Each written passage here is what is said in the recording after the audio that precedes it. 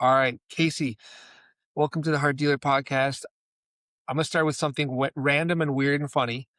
I Okay. was listening to your music and obviously doing the notes for this chat and all this stuff, and for some reason, the word "crushalicious" came into my mind, and I was like, "It seems bubbly and fun and poppy and pink, but man, those breakdowns crush." Oh, yeah. Oh, yeah. I think that's, like, part of the shock factor. I think, I just played my first tour with, opening for Magnolia Park, and their fans are, really great and very diverse in the pool of people that they are, and the reactions were all the same for people that had never heard me before. They were like, wow, you go from one end of the spectrum to the complete opposite. And I feel like in a lot of rock music right now, it's all kind of generally the same vibe throughout the whole song. And I feel like mine is just like chaos.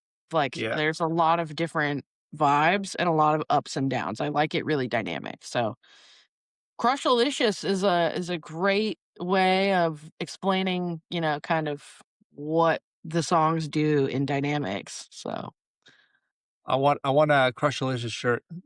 Pink Noise, Crushalicious. It's coming yeah. to a merch table near you. Absolutely. All right, so let's get heavy. Let's get meta. Yeah. Human equals kind, flesh and bone. You're clearly venting a lot of shit. Let's lay out the backstory. Let's talk about this incredible journey from birth to first single, which then in 2 years somehow just exploded this career. Like, where does Pink Noise start? Oh, man. Okay, so pink noise is, something that I thought of, like, right after I left my last band. So I was in a band for 6 years, and that band was called Neverless, and it was my pride and joy, it was my baby. I fronted that band with my best friend Jordan, and to this day, we're still best friends. He lives right across the street from me. Um I mean, it was all the things that a band is, we tried to do all the DIY stuff and the touring, and it's just like when there are so many personalities and so many people that are still working like normal jobs, like 9 to 5 jobs, who are trying to make music their full-time passion. There's a lot of like dynamics in the relationship that a band is, and I just think that we didn't have good communication. There were different levels of commitment to the band, and I was all in it, and I think I did that for so long. I held on to hope at, like, this is gonna be my career with this band, and it just started becoming so toxic and not good for my mental health. So unfortunately, I had to let it go, and it was, like, the hardest thing ever, it definitely put me in bad spots in some of those relationships that I had in the band. On the other side of it, like, I had no idea where I was gonna fall. I was like, "I don't have a backup plan, and I've been doing this for 6 years." So, I was scared to make that move, and I think some people disagreed with me making that move, which understandable. But, I had to do it because it just didn't feel like it was the right move for me anymore. Yeah. And sometimes in this life, it's all of our first time at life, but sometimes we do have to choose ourselves. And Yeah. I had worked so hard on, becoming a producer and a songwriter, marketing, networking, social media. Like I had done all the work, I'd laid all the groundwork.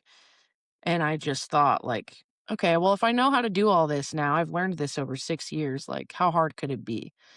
And I didn't really have a plan. I was scared.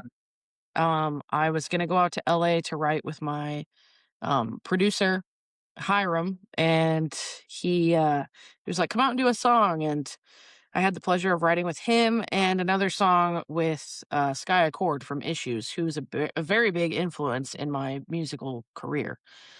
So this was a very full circle crazy moment for me at the time because I had never collabed with anybody in the industry. So I was really, like, excited, but I was scared. I didn't know if I could hang, you know? I was like, "What if they don't think I'm good? What if they, like, what if this crushes me?"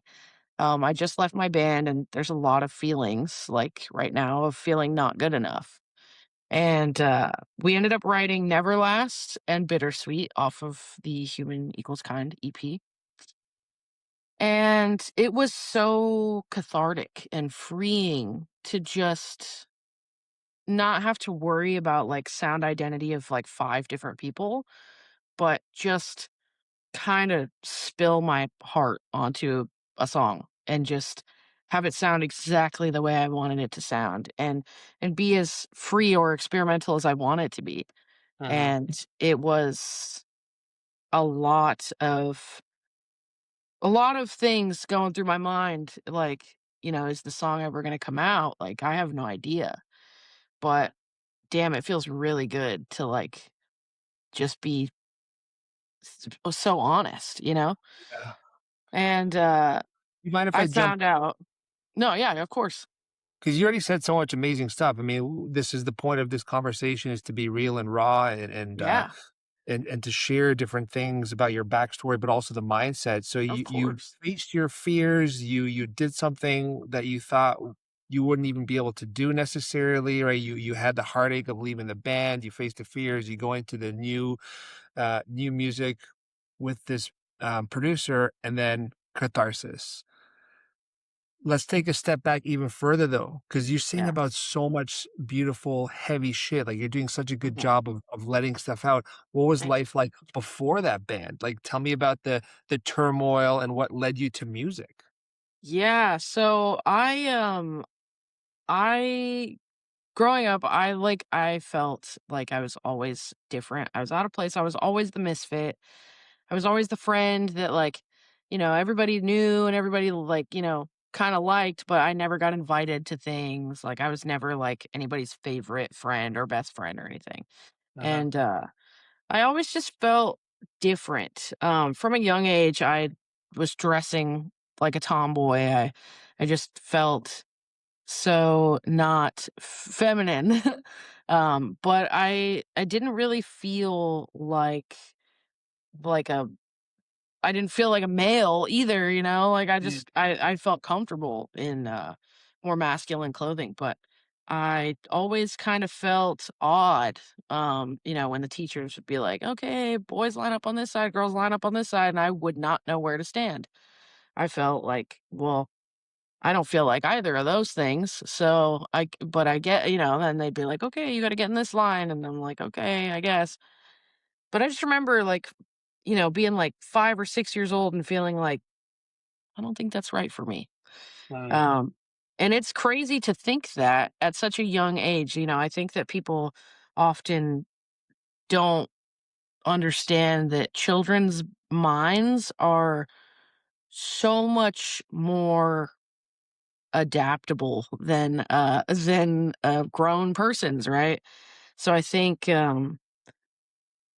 that having those young thoughts, like, just proves it even more. I think in society that people are like, "Oh, non-binary people don't exist," or, "Oh, like, being queer isn't a thing, like, that's something you guys made up," and it's like throughout time, like, there have been so many, like, recorded, like, queer, gay, transgender, like, non-binary people, and, I think with social media being, the biggest catalyst in all of this, I think, Yes.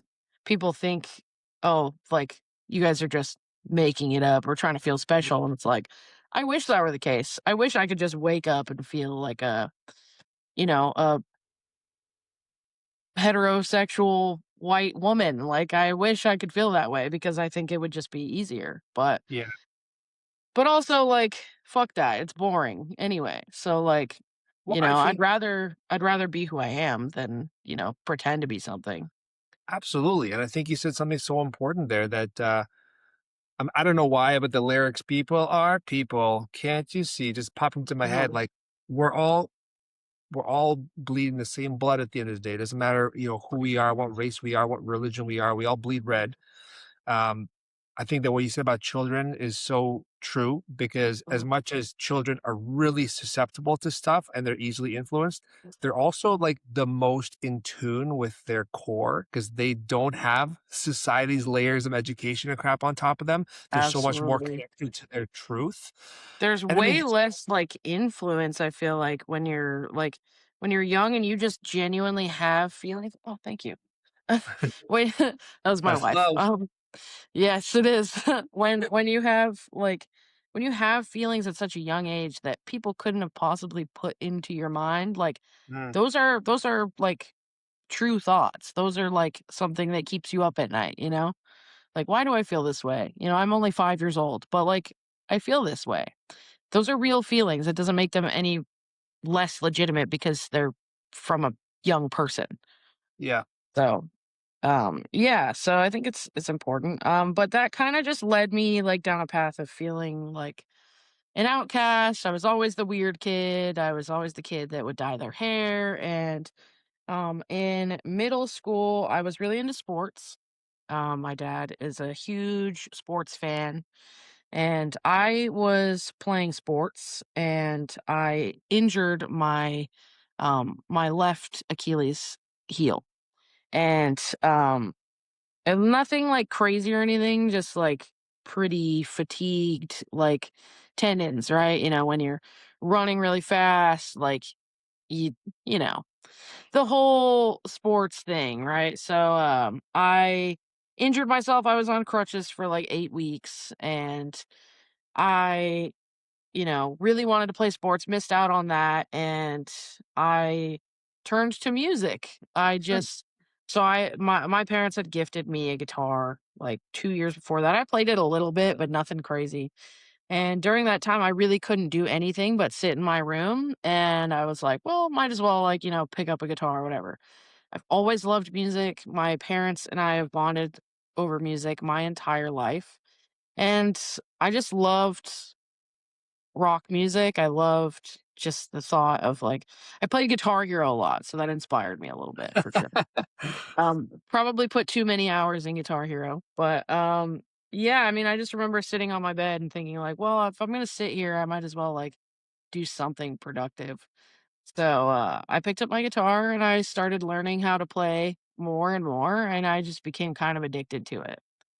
So, after that, it just kinda led me down the path of doing music, like meeting other people and doing music, and I joined a band and I played electric guitar, and we would just do, like, covers of Avenged Sevenfold in my friend's garage. And, one day our singer doesn't come to practice, and, we were just like, "Okay, we'll just run the songs," and my drummer was like, "Can you just try to sing them, like, so I know where I'm at?" And I was like, "I can try." And I start singing and he has to stop and he's like, "Hey, so I think that you need to stop playing the guitar." And I was a little offended. I was like, "Why?" And he's like, "Well, I think we need to fire our singer because I think you're a better singer than him." And I was like, "Oh, okay."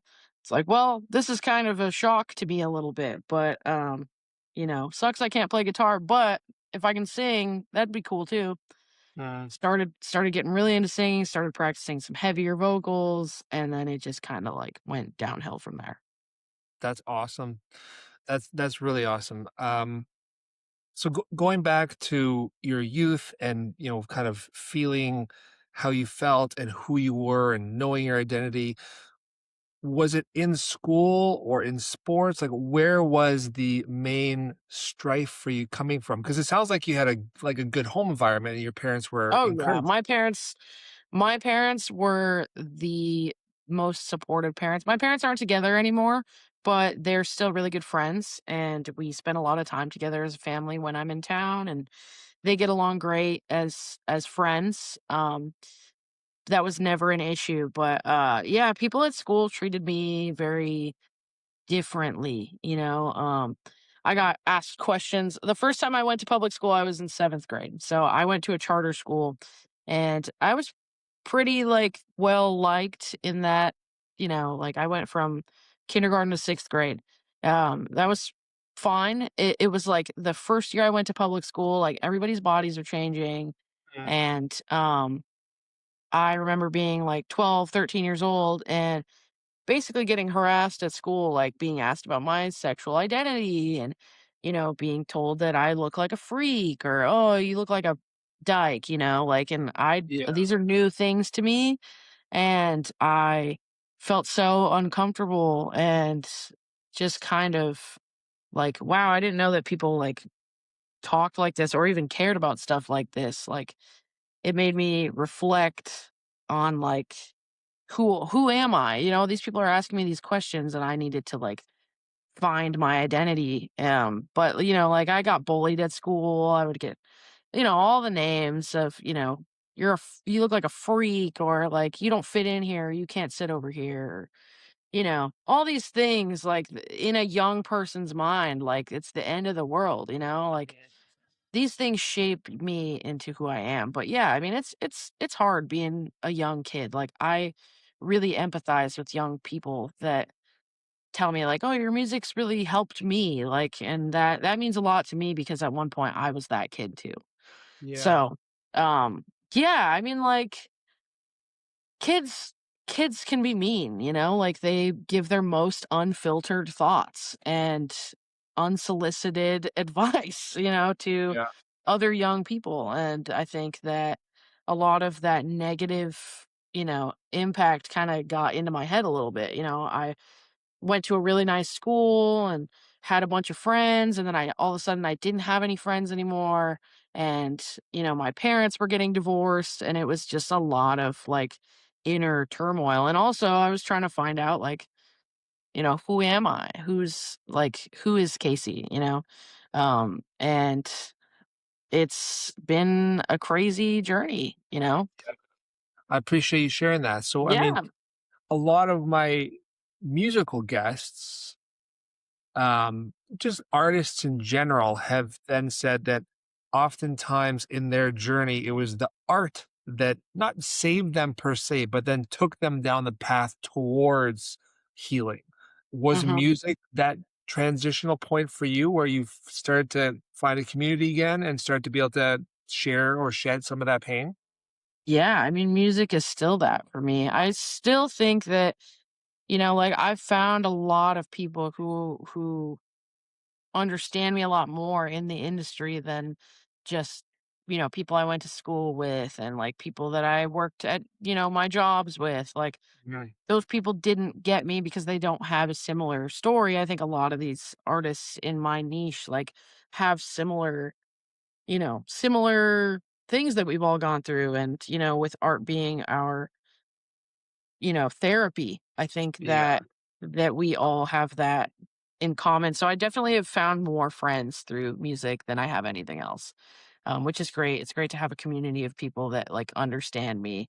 But it's still, don't get me wrong, it is still hard to find my place in music as a non-binary front person in Mhm. such a male dominated like rock space and such a now there's a lot of like they're basically pioneering the female rock genre, and I don't quite fit into either. So Yeah. then again, I have like this moment of like, I don't fit in. I like, I've had plenty of people on my team be like, we want to get you played on this rock thing, but they're saying it's female only, and like we Mhm. want to make sure that you're accurately represented. And I'm like, yeah, it is what it is, and I've had some people like at radio stations be like, "Oh, well, we wanted to play you during our female rock hour, but we're not going to do that because, you're not, you don't fit in that category." And Right.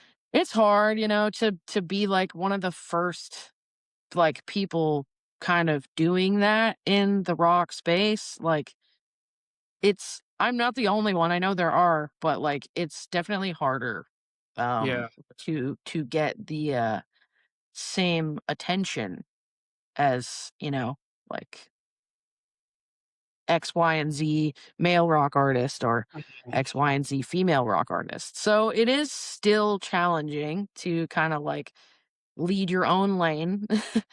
But Mhm. I wouldn't have it any other way. I think that what I am trying to accomplish in the music industry is less for me and more for people like me. Yeah. I just want them to have a space to exist and feel like, man, I feel empowered to pursue my dream even more because I'm different, not feel like it's a disadvantage. Yeah, and so many people have struggled with that in different ways throughout their careers at different times in the industry, and good music always just kind of runs through.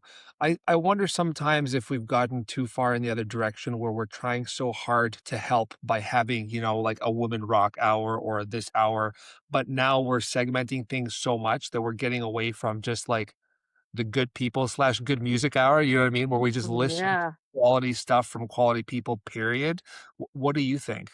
I totally agree with that. Like, in a perfect world, I would love to not, like, capitalize on my sexuality or my gender, like, my, gender construct. Like, I Uh-huh. want it to just be about me as a person, me, like, that's the whole purpose of, like, Pink Noise as a whole.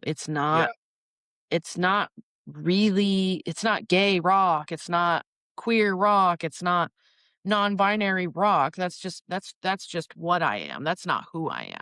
Mhm. And, I think I just want to I just wanna be seen as I don't wanna be seen as one thing, I wanna be seen as equal to everybody else. I wanna Yeah. be told, "You're a talented person. You absolutely deserve to be in this space because you're a talented person, not you Right. belong in this one lane." I wanna break the barriers down, I don't wanna create them.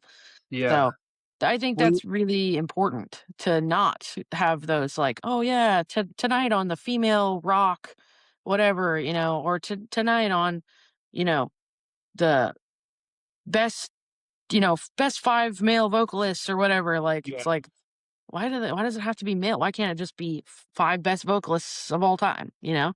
for sure. And So, I think there's a time and place for distinctions for sure. And the difficult thing is that we are all of those things and none of those things. Like I am yes. a middle-aged, white, bald, fit male who went from nerd to jock to nerd again. Mhm. But that's not, like, how I identify. I just identify myself as Gonda, like, I'm just Yeah. this dude who happens to be those things. Do you feel the same way? And I'm going somewhere with this because we talk about this with artists from, like, a marketing perspective where Mhm. you're not a indigenous female blank artist, you're Jer Carrier, this incredible artist who is also these things. We don't lead with those things, we Absolutely. lead with the human, right? Absolutely. I think that's the whole purpose of my like my mission statement is that it's human first and then everything else after. And I think it's really important to like emphasize human being. I think a lot of people like just look at somebody and think they have them all figured out. And Yeah, that is just I've had so many people meet me and be like, "I did not think you were gonna be like this. Like, I really just thought you would be offended by everything or you were, this way or whatever." I'm like, "Not everything that you see from this lens is actually what's happening." yeah, So, sometimes your perspective isn't, um, the whole picture. So, I think yeah, absolutely. Like,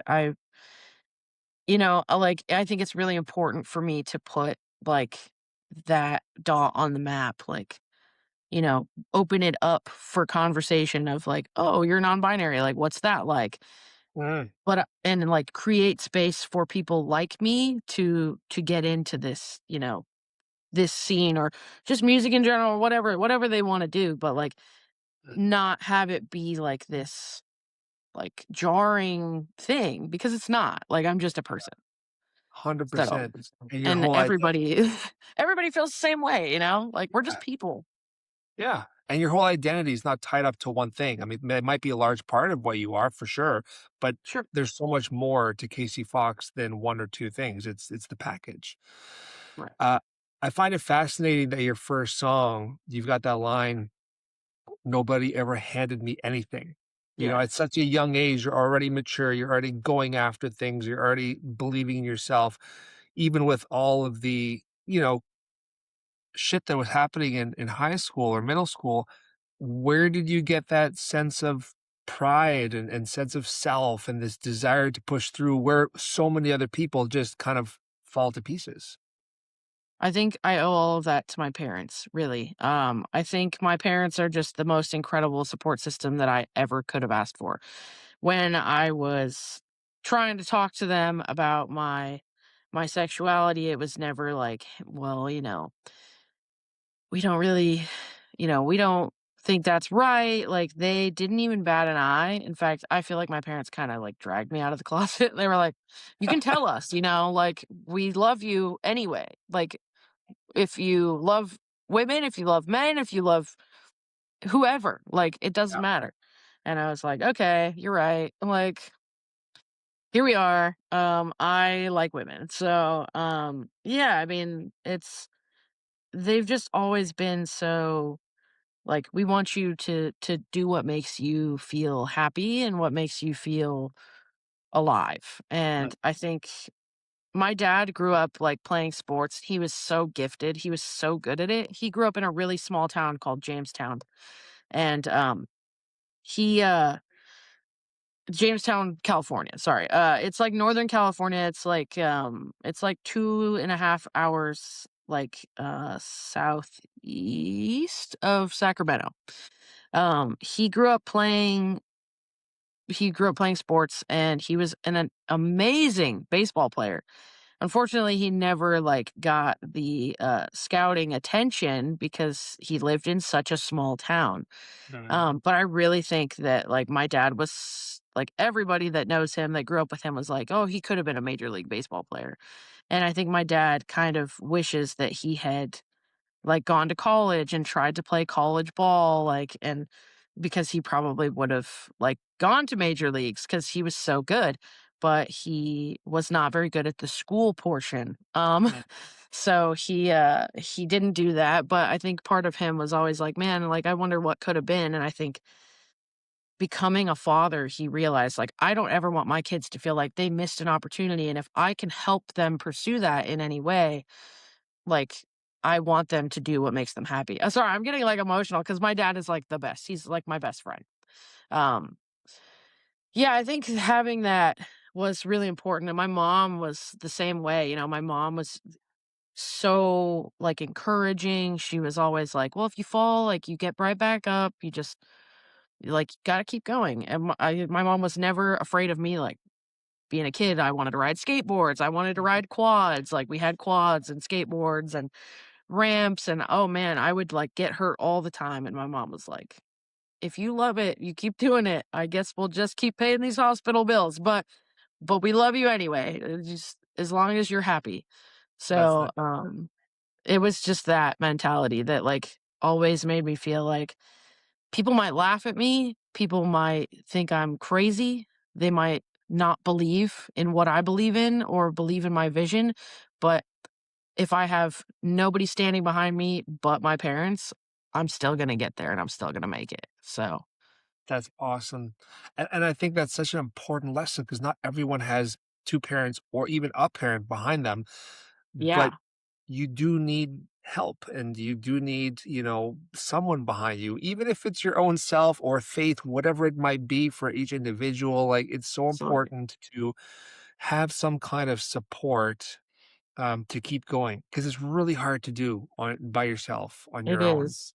I like, and I feel so fortunate that I have that because I know a lot of people that don't have that kind of relationship with their parents or maybe don't have parents. Like some people grew up in the foster care system. Some people like just aren't their parents aren't like that. Some people have been, shunned away from their parents for religious reasons. And like I do not take that for granted. Like my Yeah. parents are they're amazing parents and like I love so much that like all of my friends like also feel that way about my parents. Mhm. They're like your parents are our parents and I'm like they absolutely are because my dad and my mom just want to love everybody like they're their kids. So Yeah.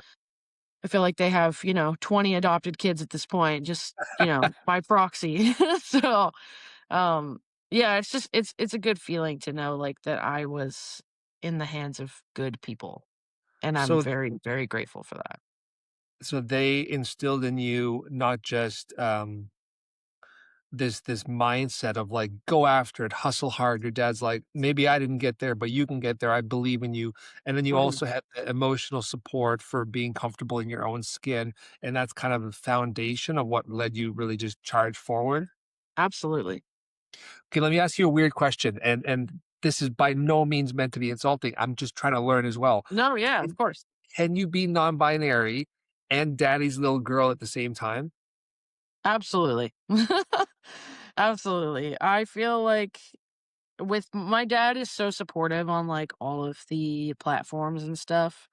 I like, I think it's harder for somebody like my dad who is a little bit more of, like, a conservative male, like, to adjust to the pronouns. He definitely tries his best, but sometimes he cannot help himself. Like, I think he just gets so giddy. Like, when something really cool happens, like, I've been getting, like, airplay in the rock radio space recently, Yeah, and, it's hard for my dad not to be like, "That's my daughter," like, I totally understand that.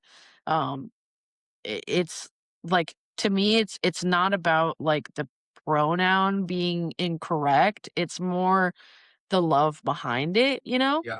And there are a lot of people online that will misgender me, and some people in the comments will be like, "You misgendered them," and I'm like, "Guys, it's not that deep." Like, really, the pronouns are for me, Yeah. like, to make me feel comfortable in my body.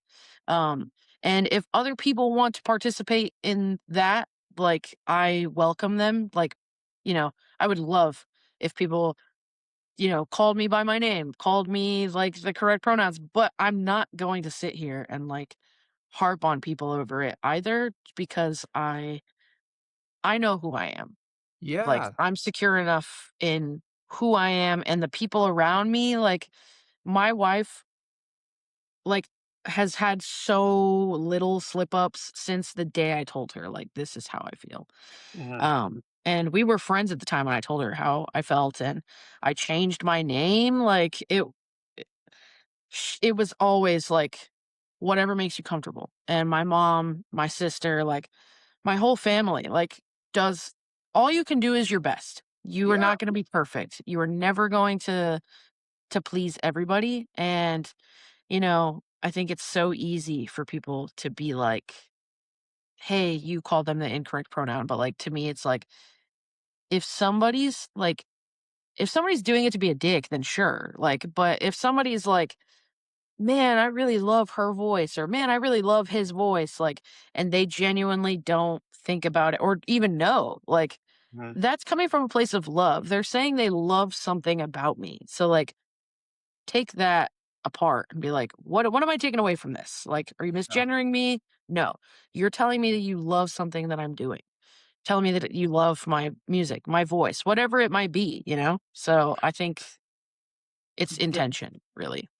I agree fully, and, there's just so much wisdom there. You're so self-aware, and I think that's something that a lot of people, unfortunately, nowadays are lacking is that self-awareness. Everything is surface, people aren't going deeper. Educate me more. So I believe that character is the most important thing, right? Because politics, religious views, worldviews, socio-political views, they all change. You get older, you have new friends, new people, you learn something, you read a book, your position in life constantly shift. How you Absolutely. show up, the kindness, the goodness, the way you treat other people, that's character. That should never change. It should always just be for good. You also Absolutely. made the point that like we're humans, we make mistakes, we fuck up. That's okay too. Teach me a little bit about, you know, I go online, I'm mid-40s, I've got kids, I've got gay friends, I've got bisexual friends. Then you see videos of people that are, like, just freaking out saying misgendering is a crime and you shouldn't do this, and Yeah. it's scary for someone like me because 'cause I've been taught, like, and raised, like, "Sir, ma'am, be very cordial," and sometimes you just get it Sure. wrong. Like, Yeah. what's the truth? What should I do or shouldn't I do? This is such a controversial, like, topic. To me, like, I think it's different for everybody. Like, If somebody wants to use sir or ma'am, like, that's their prerogative. Just, like, and I still use those too, like, but, usually, like, if I'm unsure of somebody's pronouns, I will either, 1, ask them, if they're a Mm, pretty androgynous looking person, I think it's probably, like, a given, like, "Hey, like, if you don't mind me asking, like, what pronouns do you use?" Or, I think dude is a pretty, like, a basic one for me, like, "What's up, dude?" Like, I call my male friends, female friends, non-binary friends, trans friends, like, then we're all just dude. "Sup, dude?" cool. But maybe it's a young person thing, but, like, yeah, I mean, also, like, just calling people if you know their name, just call them their name, If you're like, "Oh, man, I don't know, like, how to navigate this situation," and as you get to know the person more, like, then you know, say whatever you gotta say. Yeah. What a crazy concept. Just be kind and ask, right? Like, it's just ask. Such a crazy concept. So what do you say the flip side of that? When someone is misgendered and they do get super offended and super triggered, I know that everything is subjective and everyone has Mhm. got their own story, but, like, is there a time and place where people should chill more and give more, like, patience? I think 'Cause I always don't know what it's like. always give more patience, like, I think it's so different, like, if if somebody is if you've corrected somebody, like, 10 times, like, "Hey, like, just so you know, like, I feel more comfortable if you address me by this," or whatever, or if you can't do that, like, "Just address me by my name, that's totally fine too." Um, you know, then, they could be like, "Hey, man, like, this is kinda bothering me." Yeah. I personally, like, I am the kind of person that's like, "It's not that deep, let it go." Like, but I understand, like, for some people that it might be more deep than that. Maybe Mhm. that's just their headspace, that's just where they're at. Um, and I totally understand that also, but I have seen people, like, freak out on people online being like, "I can't believe you misgendered me," and it's like, I understand the importance of needing to be addressed, in a way that you feel comfortable, but the world is not always going to make you comfortable. Yeah. It is sometimes going to make you uncomfortable. You are going to be in interactions where sometimes people don't care and they don't have to care. I think that that makes them kind of suck and be, lame, but you can't change that, Yeah. So, like, I think being more adaptable, being more understanding, and just giving everybody a little bit more grace than maybe you want to goes a long way. I think just if somebody respects you and wants to try and, like, they want to be around you, I think that is grounds enough to give them some grace?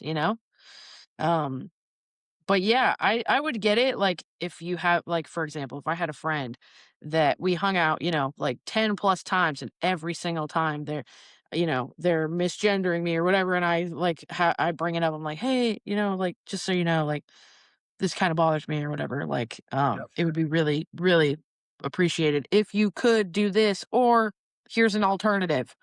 Um, then I would totally understand someone being like, "Ugh, I really don't wanna talk to this guy," you know? Yeah. But truthfully, like, I meet so many people, like, just in a regular, like, day to day, like, when I'm on tour, like, just in the music business, like, I brush shoulders with a lot of people. So, like, they're not always gonna remember my pronouns or care, but they will remember my pink hair and my face. So if they're like, "Oh, hey, Casey, it's nice to see you," like, she, her, whatever, that's fine. Like, it's not that deep. Like I I said, appre it's really for self-love and self-acceptance for me.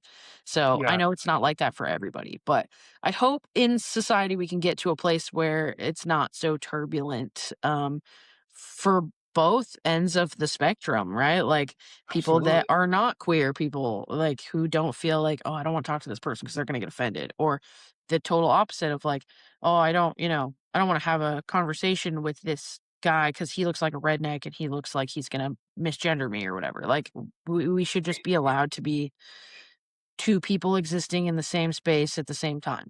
Like, and be able to talk to each other. Like, you might have more in common than you reckon.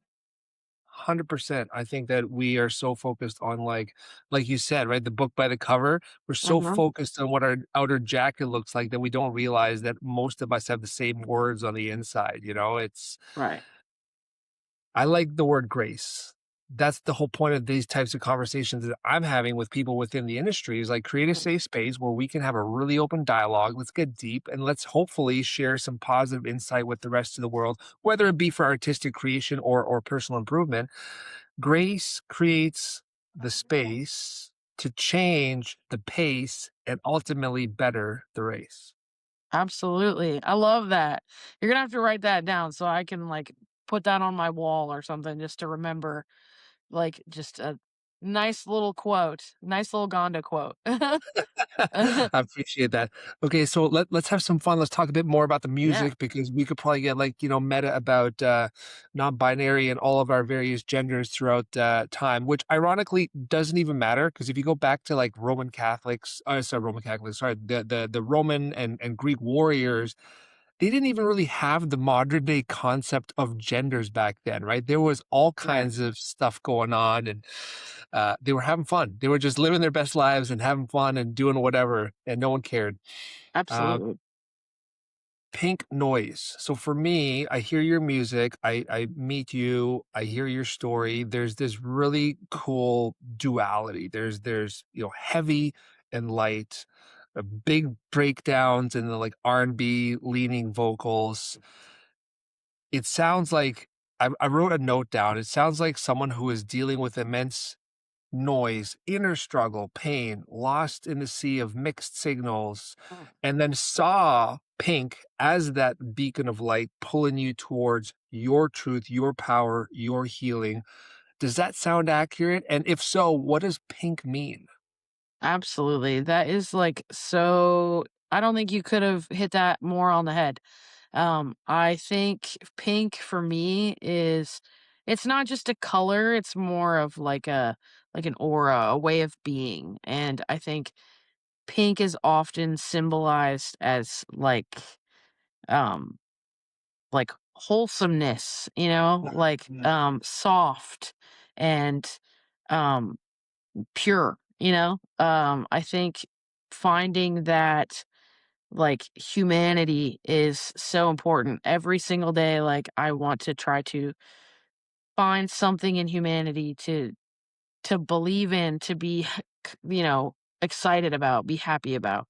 And Yeah. I think that is the whole goal. Like, there's a lot of inner noise, like we've talked about, like me feeling like I'm out of place. I think part of me in this life will always just feel out of place. And there is pain in that, but there's beauty in that, that I'm Mhm. able to bring so many people together through music and noise that's, you know, resonating in me, that I can, bring out in different frequencies to for other people to listen to and resonate Absolutely. with.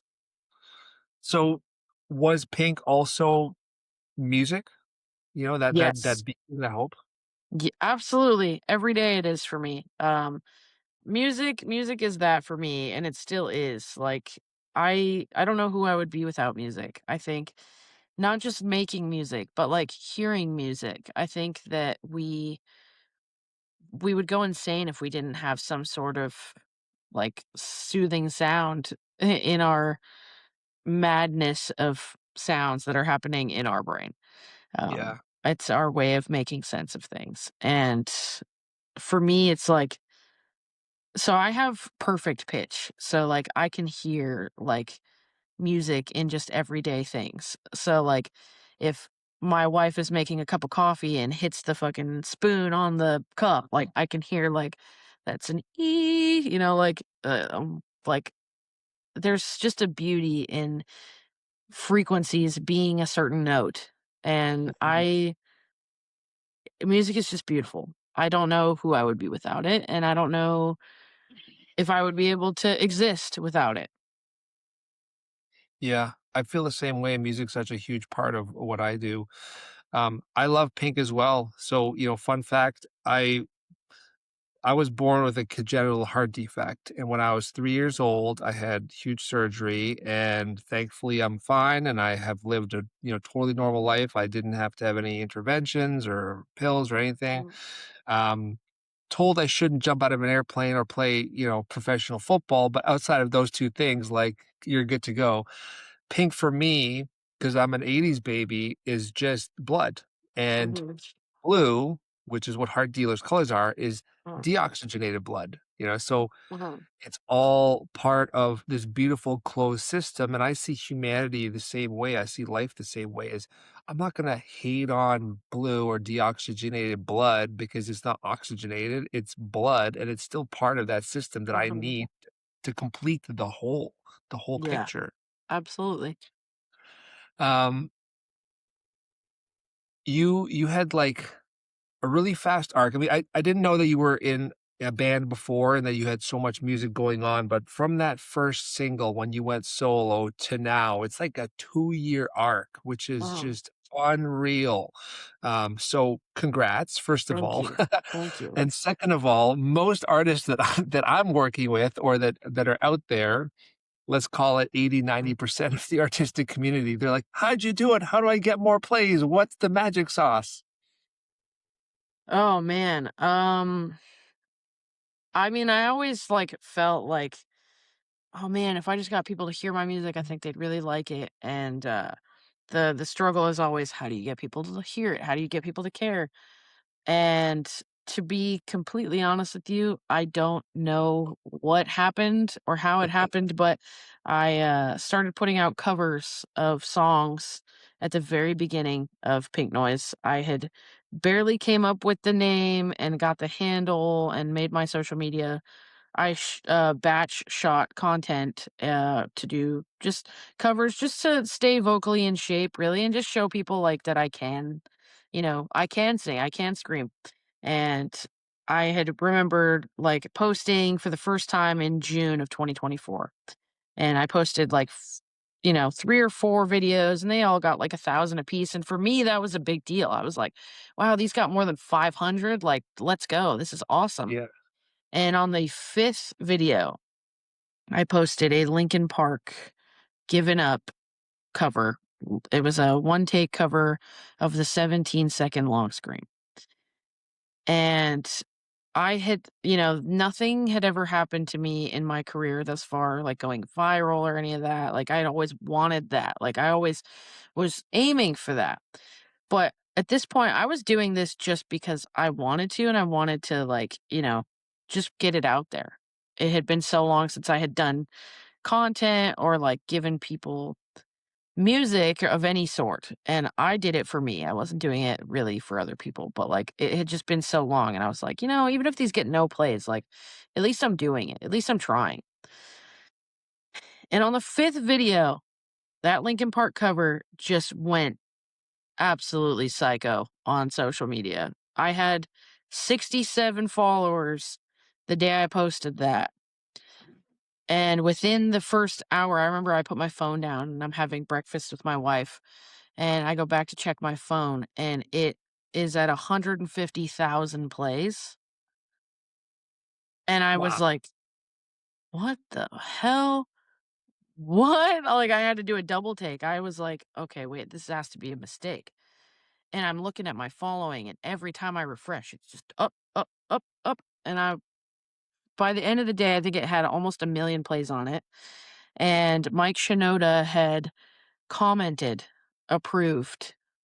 And my soul left my body for about 5 minutes. I was like, "Mike Shinoda has seen my face and heard my voice."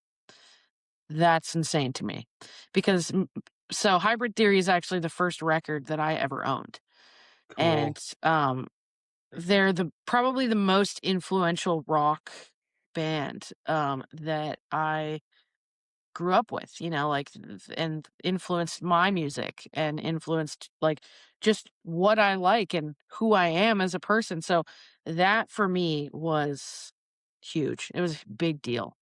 And to this day, I'm still so grateful, like, that he even took the time to comment. So shout out to Mike Shinoda. That's so sick. Yeah, I just remember at Well, the end of the day, like, the next day I had 10,000 followers. In one day, I had amassed 10,000 people to get them to follow me. mhm. I never expected that to happen. I to this day, like, it still rattles me. Like, like, just, like, gives me chills because like, Yeah. I remember, like, a month before that, I had quit my band, and I was like, "Man, like, if I fall flat on my face, like, they're gonna laugh. They're gonna be like, 'You left a perfectly good project or band,' like, we coulda made it, whatever, and you're just gonna be posting, like, reels to nobody on TikTok," and that was definitely a real thought in my brain, and then that happened, and I was like, "Okay, so the opposite happened. So what now?" Yeah. And Well, it so just kept going. It just kept going. Like, I kept putting out videos, and they were doing so well. I had my Daily Williams, like, super, like, iconic meme reel come out, and it just blew up on Instagram, like, 10 million plays on Instagram on this reel of me calling myself Daily Williams, which another person on the app called me. which is hilarious, by the way. It's it was funny, like, I just pretty much stitched their comment, and I I had people doing reaction videos to it, like, it was so funny, like, and, I just sang a Paramore song, and it just became, like, a meme, kind of, and Yeah. I still, like, if I get recognized, sometimes people will be like, "Aren't you Daily Williams?" And I'm like, "I am, that is me." Well, that's a So, beautiful thing, Casey, is like yeah. you're showing up with love and kindness. You're not taking yourself too seriously. And not only that, but you bet on yourself. You said like, I feel like I don't this project, like it doesn't feel right anymore. I'm gonna take a chance. And then you said all the things that I tell artists too. Create for creation's sake. If you're creating for you and no one else, that's the most important thing. Screw everyone else. Are you making the art that you love? Cool. Then keep going. Don't stop. So my question to you was going to be like, after you got that first, huge spike, how did you leverage that audience? And it sounds like you just kept going and giving them more of that stuff. Oh, I just like, as soon as one popped, I was like, "More. We need to do more, more, more, more." And I had already had so much batched. I was like, "I'm just gonna keep putting them out. Like, people are liking this stuff, so Yeah. doesn't hurt to just keep going." So that's just what I did. And I totally agree with you. Like, I think the recipe for getting people to care, like, it helps, like, oh, like having the production or this or the knowledge to do this, but like, at the end of the day, I don't think people care that much about that stuff. That's secondary. That's like, those are nitpicking things that you want to do as an artist. Like, for me, Mhm. the branding was like, it was bright pink lights, and it was bright pink hair, and just in your face vocals. Like, regardless of what you're pursuing, if you want to, like, get that kind of success, or that, like, people to stop and watch your video, I think you just have to be so unapologetically you, not care what other people think, and just do it because you love it. Yep. And, I think people are pretty dumb sometimes, but I think at the core, like, we just want humanity. Like, we wanna Yeah. feel like it's relatable, and, just keep doing it. If it doesn't hit the first time, oh well, like, I could have gave up after my first video, been like, "Yeah, this got 1,000 views, and I put so much time into this, like, I'm not gonna post more." But, like, what Mhm. harm does it do to just keep posting? It doesn't hurt you at all. So, Yeah. That's the hardest that's m part. I mean, that's my advice, is just exactly what you said. Do it for you, and then just keep going. and some could argue like, oh, well, Hiram Hernandez and now Network Music Group and backing and all this stuff. Mhm. You don't get those without first doing that thing. Like even with Absolutely. Hiram, hopefully I'm saying his name properly. Hiram. you don't Hiram, sorry, Hiram, No, you're good. You're you good. don't It's all good. but you don't even get there until A, you're creating good art from your core, and B, you're a good person because that's how this industry works. You make connections, right? And the better the connection, Absolutely. the more solid connection, the more the referrals, the more the opportunity, you kind of create luck that way. You wouldn't have been working with these people if you weren't already doing good work for yourself and being kind and looking for collabs. Absolutely. Absolutely. So, human equals kind. Is there any kindness left? Or are we screwed as humankind? What do you think? Where is our future as humanity? I think I think that we all we can do is our best. We continue to try to love each other through all of this, like polarizing media and AI and like all the things like just all we can do is we can't control what's happening around us, but we can control how we react. Yeah, And I think that if we just lead with love and we lead with kindness and we lead with understanding, that we will be better for it in the long run. I don't think anything has to change as long as most of humanity is good yeah. and I practices that, element of being human. I fully agree with you. I think most of us at the core are good. Like I said earlier, the left, the right, the up, the down, religion, politics, none of it matters because most of us are just center people who are trying to do the best for ourselves and our families and our friends and our communities. And at the end of a long, hard day, we probably just want to chill on the couch or chill in the garden or whatever. Absolutely. There's no room for mean when you're just living a good life. Um, so it's a positive outlook. I'm happy to hear that. I feel the same way. um, One last question before we wrap things up. So, in one of the press releases, Pink Noise is the vehicle for you to be fearlessly and unapologetically yourself. It's so interesting because a lot of artists, including ones that specifically wear masks, it's almost like they need a mask to be comfortable to be seen. Mhm. Do you still did you feel that way initially? Do you feel differently now? Are you unapologetically yourself when you're Casey Fox, or do you have to be Pink Noise to do that? I think pink noise is more of a movement than it is anything else. So pink noise is my artist name, but like those two things can exist at the same time. Um, I think I'm seen as pink noise, like, but to me, pink noise is a movement and a community that I want to create with people um, to just be free to be humans to each other, be kind and lead with love and be accepting and like pink noise is just me making noise for all the people that need to hear it. So is Pink Noise now, instead of a veil or a mask, almost just like the megaphone for Casey to get the views out wider? Absolutely. Amazing. Well, I really appreciate your candor. I mean, everything in the promo material says like raw story, authentic as possible. People, that's not bullshit. It's been like that, right? Yeah. Thank Yeah. you for giving me your time. Thank you for giving me some of your insights and wisdom. I always talk about position over opinion because opinions are easy to have. Positions are important because they constantly shift. I feel like today you helped me shift my position on humanity and life and different community Aw. from what I'm normally in. So thank you. Do Yeah, me thank you so much.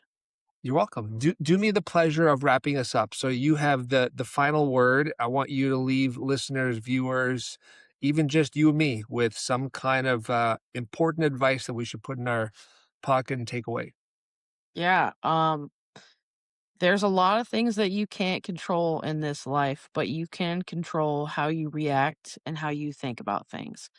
And sometimes it's important to remember that your perspective is not the only one that matters.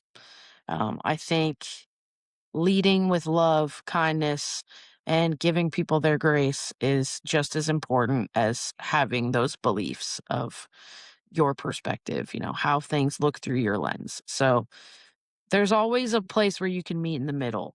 And that's all there is to it. Just meet everybody in the as middle as you can, and I think everybody's better for it.